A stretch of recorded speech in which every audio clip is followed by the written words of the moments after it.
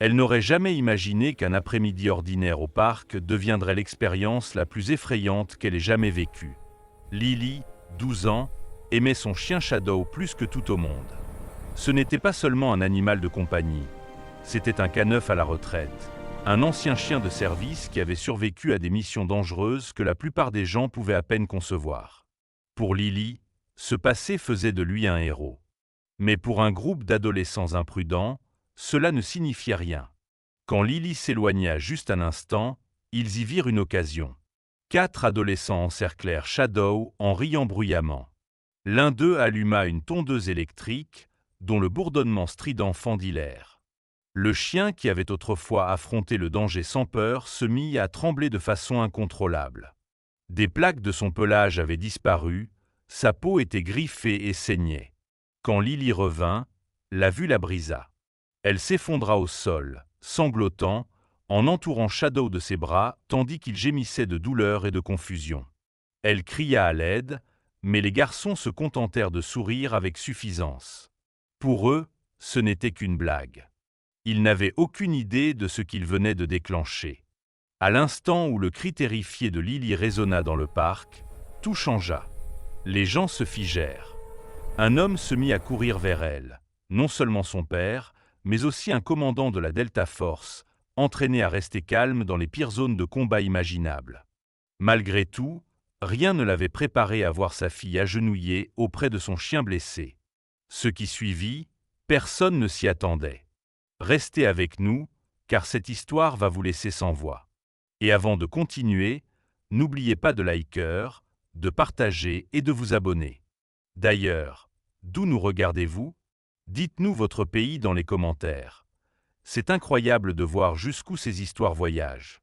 Lily était petite pour son âge, mais elle se tenait avec une confiance tranquille, surtout parce que Shadow était toujours à ses côtés. Ce n'était pas un chien ordinaire. Il avait été entraîné à détecter le danger, à protéger son maître et à rester calme sous une pression extrême. Pourtant, avec Lily, il était doux, patient et affectueux. Son regard s'adoucissait chaque fois qu'elle le serrait dans ses bras, et sa queue battait joyeusement dès qu'elle prononçait son nom. Chaque après-midi après l'école, ils allaient au même parc. Lily s'asseyait sous un vieil arbre pour faire ses devoirs, tandis que Shadow se couchait près d'elle, attentif, comme s'il était encore en service. Les passants souriaient souvent en les voyant ensemble. Ils semblaient inséparables, comme si le destin les avait réunis exprès.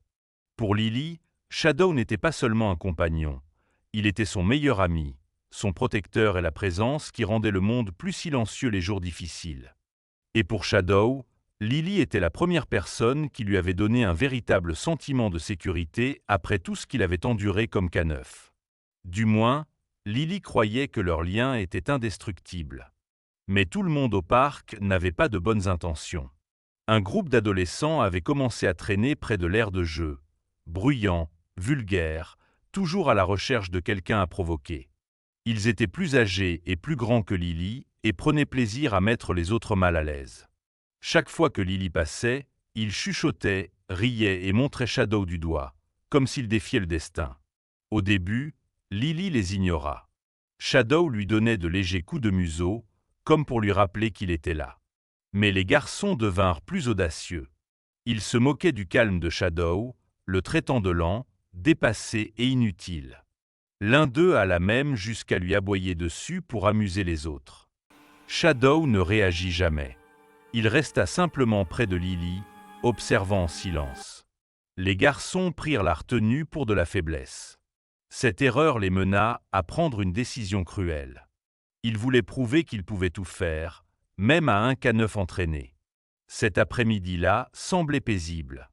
Le soleil était chaud, et Lily riait en voyant Shadow courir après une balle dans l'herbe. Tout paraissait normal. Puis Lily se rendit compte qu'elle avait laissé sa gourde près de la fontaine. « Reste ici, Shadow. Je reviens tout de suite », dit-elle en lui tapotant la tête avant de partir en courant. Dès qu'elle disparut, les garçons se rapprochèrent. Shadow sentit immédiatement le danger et se redressa, en alerte. Mais ils l'encerclèrent, coupant toute possibilité de fuite. L'un d'eux sortit une tondeuse électrique, dont le bourdonnement était aigu et menaçant. « On va offrir un relooking au chien héros, plaisanta-t-il. Avant que Shadow ne puisse se retirer, ils l'attrapèrent. Des touffes de poils tombèrent au sol. Les lames raclaient trop fort, entaillant sa peau. Shadow gémit doucement, confus et souffrant. Les garçons riaient encore plus fort. Quand Lily revint, son corps se figea. Le monde sembla basculer. Shadow se tenait là, tremblant, rasé de façon inégale, le sang visible sur sa peau.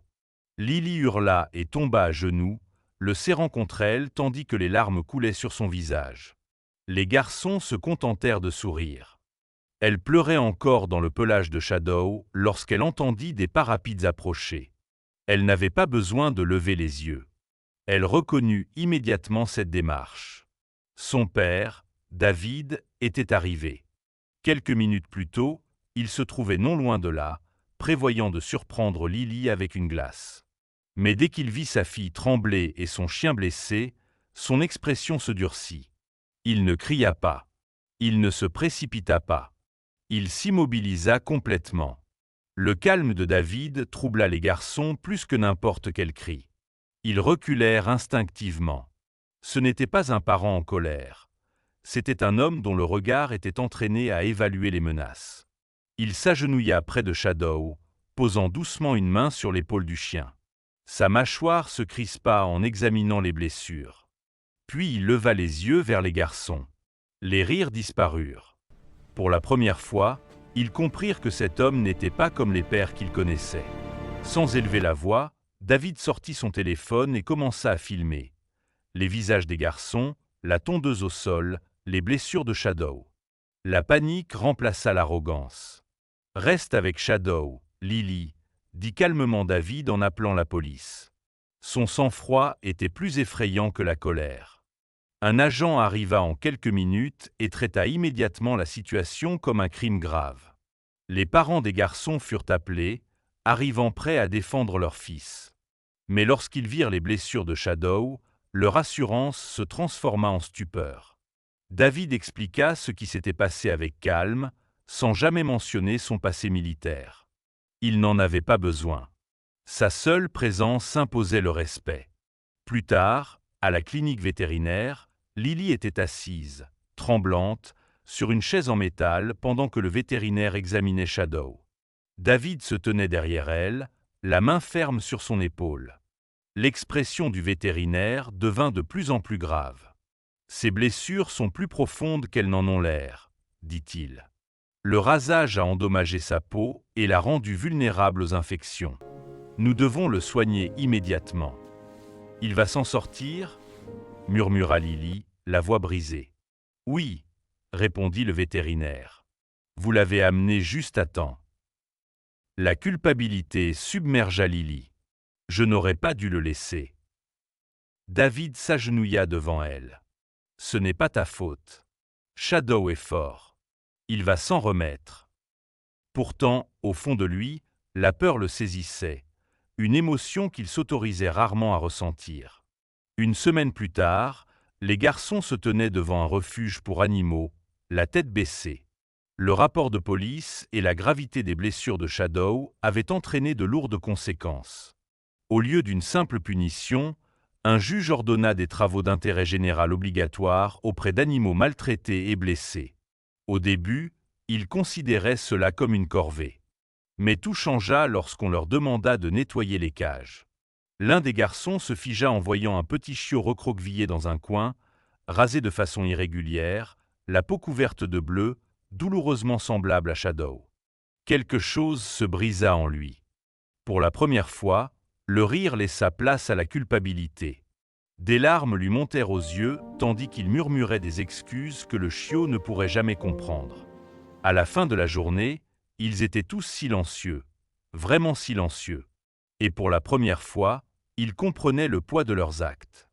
La convalescence de Shadow prit du temps, mais chaque jour apportait des progrès. Son pelage repoussa lentement, et sa queue se remit à remuer chaque fois que Lily entrait dans la pièce.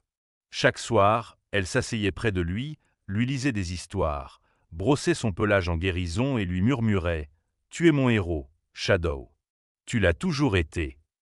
David les observait, reconnaissant que leur lien n'avait pas été détruit, seulement renforcé.